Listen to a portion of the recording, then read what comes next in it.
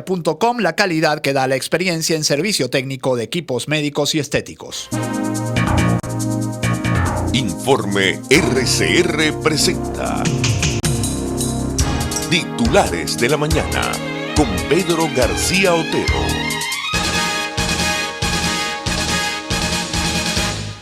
Caída del precio del petróleo, ¿por qué Estados Unidos se queda sin espacio para almacenar su crudo y cómo esto llevó a la peor bajada de la historia? Es una nota que firma Lioman Lima, periodista de la BBC News Mundo. Como en caída libre y sin paracaídas, los precios del petróleo estadounidense se desplomaron este lunes a niveles nunca antes vistos en la historia. El West Texas Intermediate, de referencia en el mercado global, comenzó el día en torno a los $18 y llegó a hundirse a los USS menos 37,63 entrada a la tarde. Es decir, no solo usted no pagaba por un barril de petróleo, sino que le pagaban a usted por tener ese barril de petróleo hasta $40, hasta un poco menos de $40 por barril. Cayó tan bajo que alcanzó lo que los analistas llaman cotización en negativo, en otras palabras, que los productores pagaban para que los consumidores les hicieran el favor de llevarse los barriles, es lo que dice justamente la nota de BBC. Y es que dada la caída de la demanda de crudo que ha traído consigo la crisis del coronavirus, Estados Unidos, que compite por ser el mayor productor del mundo, se enfrenta al insólito desafío de qué hacer con los hidrocarburos que produce básicamente sus principales instalaciones para almacenarlos, incluida la mayor del país en Oklahoma, han comenzado a llenarse y se teme que puedan alcanzar su nivel máximo en muy poco tiempo.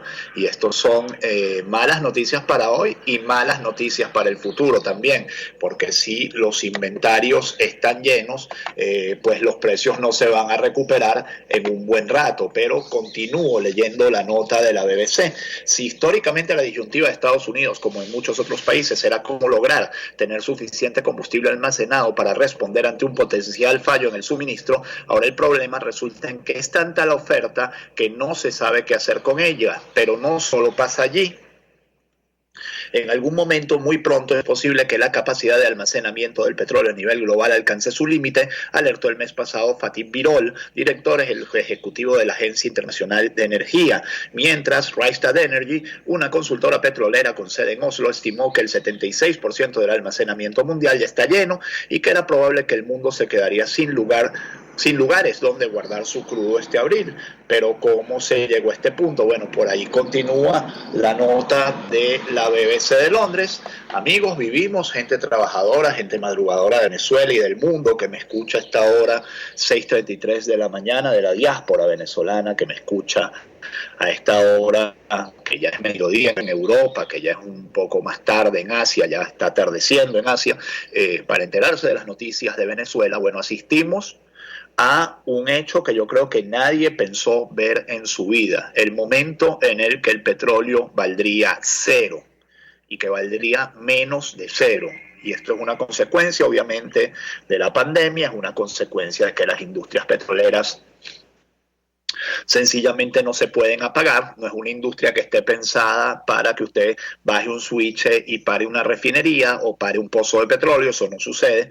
Los pozos de petróleo tienen que seguir produciendo o sencillamente se dañan. Las refinerías tienen que seguir refinando o parar de una manera ordenada que les toma como 2 semanas y luego les toma como 2 semanas nuevamente rearrancar. Entonces, durante todo este tiempo en el que todos nos hemos quedado en nuestras casas o en el que la mitad de la población se ha quedado en sus casas, con todo lo que eso implica en términos de producción económica, bueno, el petróleo se ha seguido produciendo, la gasolina se ha seguido produciendo, probablemente no a los niveles máximos, pero sí a niveles en los que las fábricas siguen, en los que las refinerías siguen siendo operativas, siguen operando así sea a su mínima capacidad. Bueno, como consecuencia se ha llenado el almacenamiento de petróleo y hoy estamos viendo el insólito fenómeno de que quienes tienen ese almacenamiento pagan para que la gente se lleve el petróleo.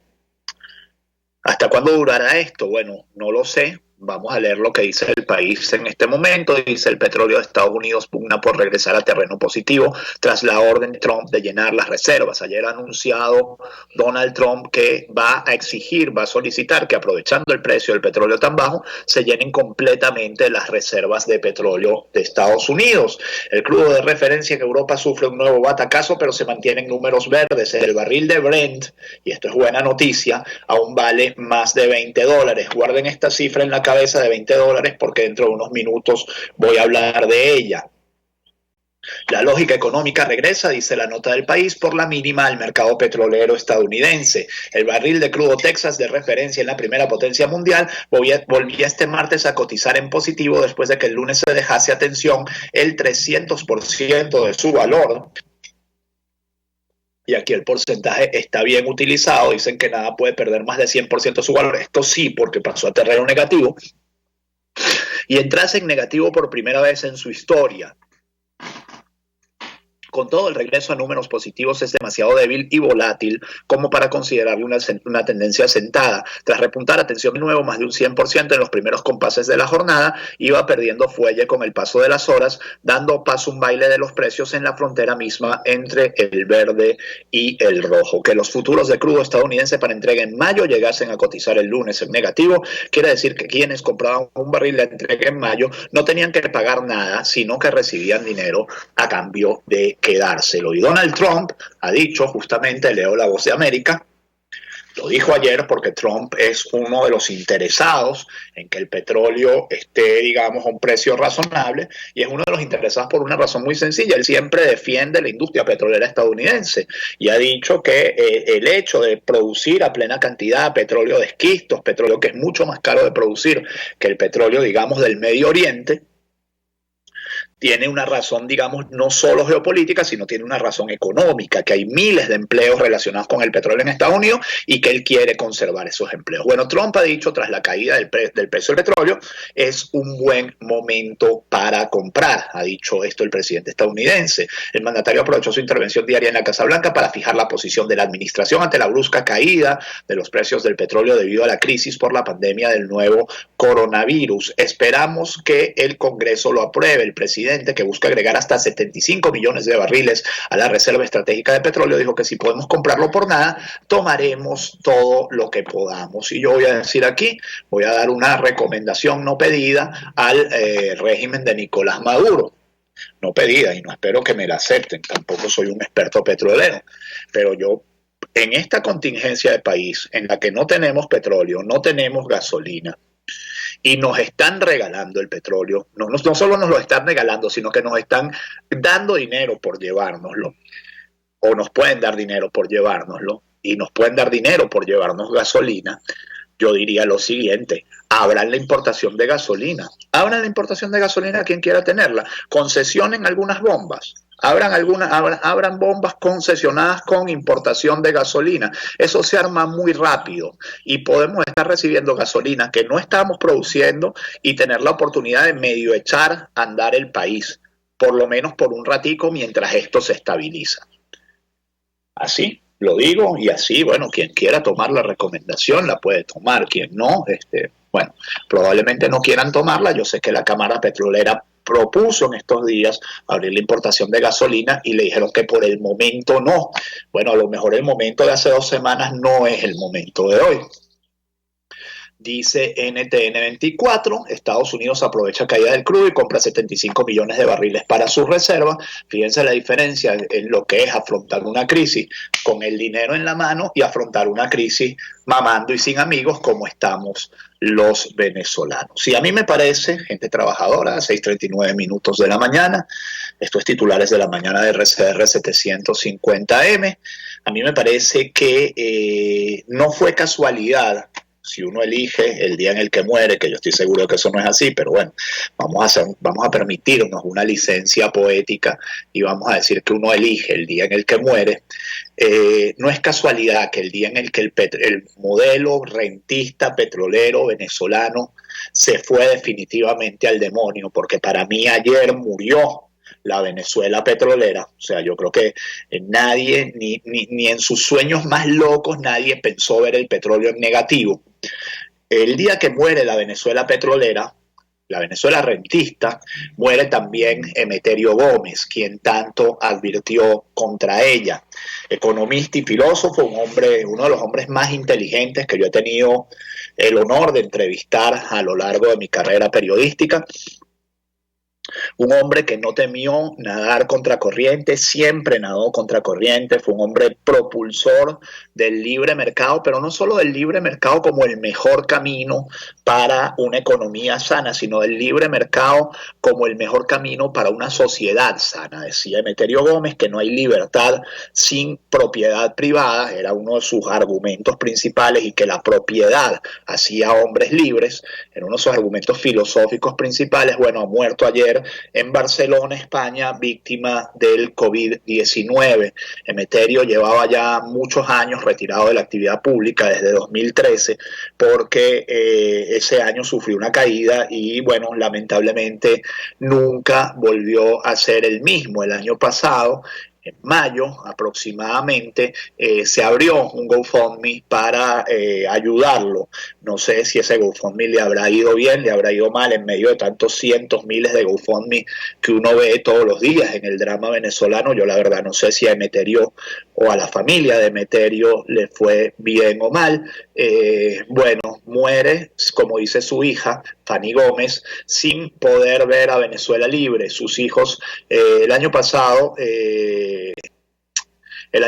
su hija habló del GoFundMe de Emeterio. La etiqueta para ayudarle era Emeterio y Fanny. Bueno, no sé si eso sigue abierto, no sé si ahora habrá que reunir para el sepelio, esperemos que no, pero bueno, se nos va uno de los hombres, como ya digo, más lúcidos de Venezuela, y como siempre digo, además un hombre que siempre nadó contracorriente. Yo en 2004 le hice una entrevista para el Universal porque me la pidieron, me dijeron, mira, anda a entrevistar a Emeterio Gómez, y yo fui. Y era el momento en el que Chávez estaba en su apogeo, acababa de ganar el referendo de la constituyente, acababan de darse las jornadas de reflexión estas que se dieron en Fuerte Tiuna sobre el futuro de la revolución bolivariana, donde ciertamente se sentó el modelo de lo que vendría después y de este desastre que vivimos hoy.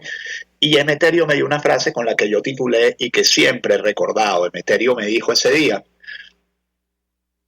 Chávez va a destruir todo lo que existe y no va a lograr consolidar nada en sustitución de eso. En su lugar no va a lograr consolidar nada. Y a lo largo de los años yo he pensado, han pasado ya casi 15 años o 15 años de eso, yo he pensado muchísimo en esa frase y siempre he dicho: qué lúcido, qué inteligente, cuánta visión tenía Emeterio Gómez. Paz a su alma, que en paz descanse. Venezuela necesita gente como él, gente que no tenga miedo de decir la verdad. Les dije que se quedaran con el precio del petróleo a $20, que decía El País, dice José Guerra, que aunque el petróleo aumente a $20, Venezuela no podría pagar nóminas públicas este año. Y este es un economista que también sabe su cosa. El diputado y economista José Guerra se pronunció este lunes en relación a la súbita caída del precio del petróleo. Leo El Impulso: lo que supone una catástrofe económica para Venezuela y un hecho inédito en el mundo, en el que su precio llegó a valores negativos. La catástrofe, en un momento en que no hay ahorros, no hay dólares y el país está endeudado producto del no gobierno chavista, hizo las siguientes propuestas ante la situación petrolera: una moratoria acordada con Rusia y China para no pagar la deuda de $3.200 millones adquirida este año. Suerte con eso, China no está por la labor y Rusia menos, porque Rusia también es un afectado principalísimo de la caída de los precios del petróleo. Como segunda medida propone congelar el gasto militar, me parece viable, y en tercer lugar asegura que se debe conformar de forma inmediata un gobierno de emergencia nacional que deberá encarar la crisis del coronavirus y la tragedia económica. En tanto, Maduro habló con Putin de la lucha contra el coronavirus y el acuerdo PEP. Seguramente hablaron mucho de petróleo, porque el petróleo y de cómo Rusia en esto se muestra también como un gigante de pies de barro. Yo creo que de esta pandemia va a salir un liderazgo muy reforzado de dos naciones, un yin y yang, dos naciones que además van a competir por un modelo político en los próximos años. Esas dos naciones son Estados Unidos y Alemania, y en un cercano tercer lugar, Estados Unidos y China, perdón, y en un cercano tercer lugar, Alemania, como gran líder, gran potencia económica. La manera como ha gestionado la crisis del coronavirus, Alemania ha sido ejemplar. Un mundo que va a ser mucho menos multilateralista y mucho menos unilateralista, mucho más de países específicos. Estados Unidos es uno, China es otro. China, a pesar de ser la cuna del COVID-19, está en una campaña de relaciones públicas brutal, especialmente en los países menos favorecidos, lo que han llamado la geopolítica de las mascarillas, la propaganda de las mascarillas, de donar equipos médicos. Obviamente con esto busca quitarse también la imagen de que fue el país donde surgió el coronavirus. Esas dos potencias van a dominar el mundo en los próximos años. Y en un tercer lugar, como ya digo, Alemania. La Unión Europea siento que ha perdido una nueva oportunidad de demostrar que es posible un modelo distinto por las diferencias entre sus miembros. Hecha esta digresión, sigo leyendo la nota de EFE. Dice: ambos jefes de Estado sostuvieron una conversación telefónica por iniciativa de la parte venezolana, informó el Kremlin. Los presidentes de Venezuela y Rusia, es interesante que el Kremlin diga es iniciativa de la parte venezolana, Nicolás Maduro y Vladimir Putin abordaron este lunes 20 de abril una conversación telefónica a la situación creada por el COVID-19 y el acuerdo de la alianza OPEP+, para recortar la producción de petróleo. Fueron tratados temas relacionados con la propagación de la pandemia del coronavirus, y Nicolás Maduro agradeció la ayuda rusa, que incluye test para detectar la enfermedad, indicó el Kremlin en un comunicado. Maduro y Putin también hablaron de la importancia de las medidas conjuntas que pueda tomar la comunidad internacional para luchar contra la amenaza global, y en particular sobre la propuesta del líder ruso de crear corredores verdes exentos de guerras comerciales y sanciones para el envío de medicamentos y víveres a los países más golpeados por la COVID-19. Yo no voy a decir que el país no era inviable antes de ayer. Venezuela y el régimen de Maduro eran completamente inviables ya ayer, pero con la caída del régimen del petróleo se hacen muchísimo más inviable y todo lo que pueda venir. Venezuela es inviable, Venezuela va a ser inviable por mucho tiempo, con matices, por supuesto. Si lo gobierna alguien más responsable será más viable que si lo gobierna alguien menos responsable, pero claramente la situación es desesperada, y no solo es desesperada para el régimen de Maduro, es desesperada para todos nosotros. Sin dinero, sin un solo dólar, sancionados con las Fuerzas Armadas de 4 países al frente de nosotros, con el hecho de que, como vieron ustedes, hubo un decomiso de 3.000 kilos de cocaína, y hay por ahí toda una serie de detenidos, toda una serie de movimientos que se están dando. Yo no voy a hablar de eso en este momento ni en este programa. Pero bueno, ya ustedes ven lo que está pasando a lo interno, porque esto pasa a lo interno del país y a lo interno de un grupo político muy determinado. Venezuela confirma, y además esto también es una muy mala noticia, 29 casos nuevos de la COVID-19 para un total de 285 contagios. Declaraciones de la vicepresidenta ejecutiva Delcy Rodríguez, quien informó del fallecimiento de un paciente de 67 años que estaba en terapia intensiva desde el 4 de abril en una clínica privada. En las últimas 24 horas se han presentado 29 nuevos casos, 7 en el estado Miranda, 1 en el estado Portuguesa y 21 en Nueva Esparta, para un total de 285 contagios. 3 personas han contagiado a 63 venezolanos y venezolanas por el caso de la Academia de Béisbol en Nueva Esparta. Pero además dijo Delcy Rodríguez que los nuevos contagiados son gente de la Marina o del Ejército venezolano, ahora no lo tengo claro, que estuvieron en la academia de béisbol. Entonces, los militares sabían que la academia de béisbol estaba abierta en Margarita y fueron ahí a jugar béisbol o no sé qué.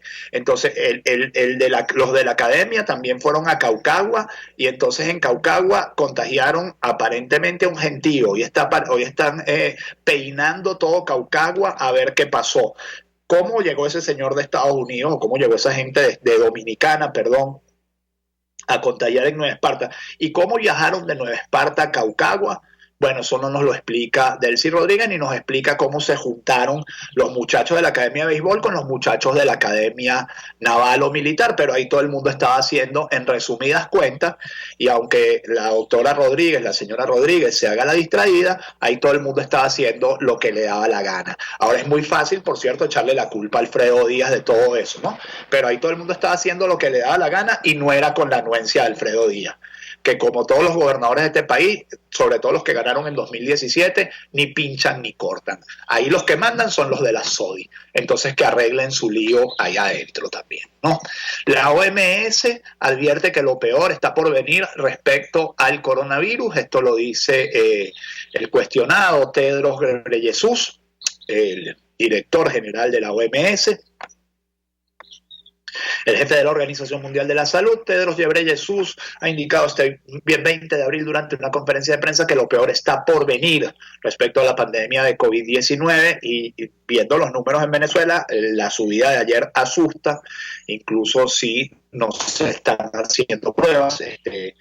Con las pruebas que se hacen, si todo el mundo sale positivo, pues da mucho miedo. El responsable de la OMS ha realizado esta advertencia debido a que muchos países han comenzado a aliviar las medidas restrictivas para minimizar la propagación de la enfermedad, a pesar de que Adhanom no ha especificado por qué cree que el brote que ha infectado al menos a 2,43 millones de personas y matado a 166.000 podría empeorar. Algunos expertos destacan que el posible aumento de contagios en países de África con los sistemas de salud menos desarrollados que otros, informa la agencia AP, quien dice África dice América Latina también.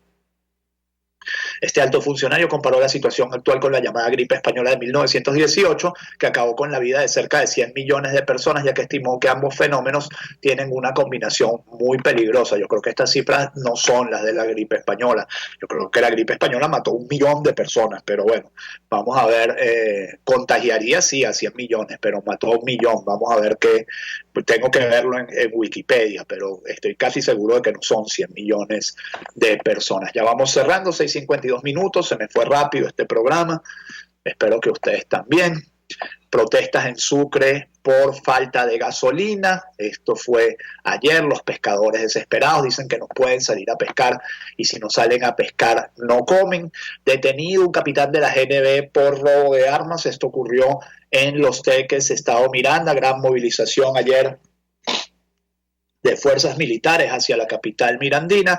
La periodista Ángela Vera Lefeld informó que un funcionario policial adscrito a Los Teques le confirmó el evento de robo de armas cerca de las 2 a.m.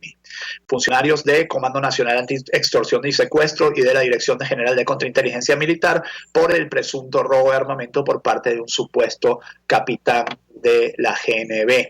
El aislamiento preventivo en Colombia se va a extender hasta el 11 de mayo, en principio hasta los mismos días que Venezuela. Asociación de Jueces de Brasil considera a Bolsonaro incapaz de gobernar. Ayer, lamentablemente, este fin de semana, Bolsonaro ha vuelto a demostrar que no está en condiciones para gobernar Brasil. Es mi opinión muy personal, o sea, no es momento para hacer demagogia ni para hacer populismo, y este señor está haciendo de las dos en cantidades industriales. Pensionados cobrarán este 22 de abril la pensión correspondiente al mes de mayo, y ahora hay que ver cómo hacemos y cómo hacen para que no haya aglomeraciones en los bancos, sobre todo de la gente más vulnerable, que son los más viejitos.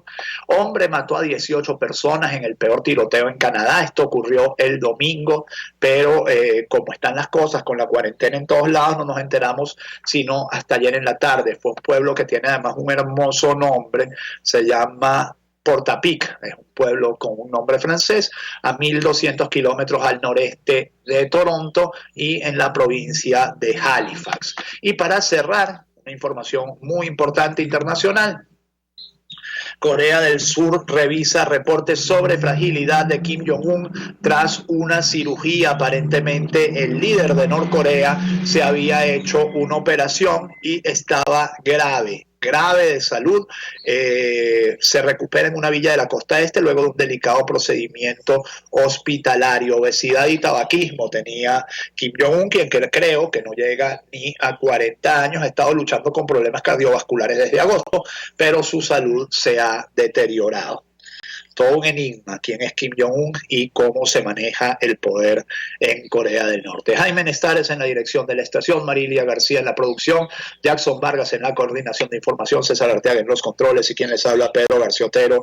Hicimos este programa. Un abrazo, un saludo, un cariño a la comunidad judía, a las personas de origen hebreo que puedan estar escuchando esta mañana, porque hoy, 22 de abril, se cumplen 75 años de la liberación del campamento de Auschwitz y por lo tanto el pueblo judío conmemora hoy el Yom HaShoah, el día del Holocausto, el día en el que 6 millones, bueno, el día no, se conmemora la pérdida de 6 millones de judíos a manos de la maquinaria de matanza nazi. Recordar esto para que nunca vuelva a suceder. Creo que ese fue el momento en el que descubrimos que los seres humanos no tienen límites y entonces tenemos que ponernos los límites con cuidado, porque si no pasan cosas como ese horror que se llamó el Holocausto, lo que dicen los hebreos, la Shoah, el Holocausto. 6:55, hasta mañana.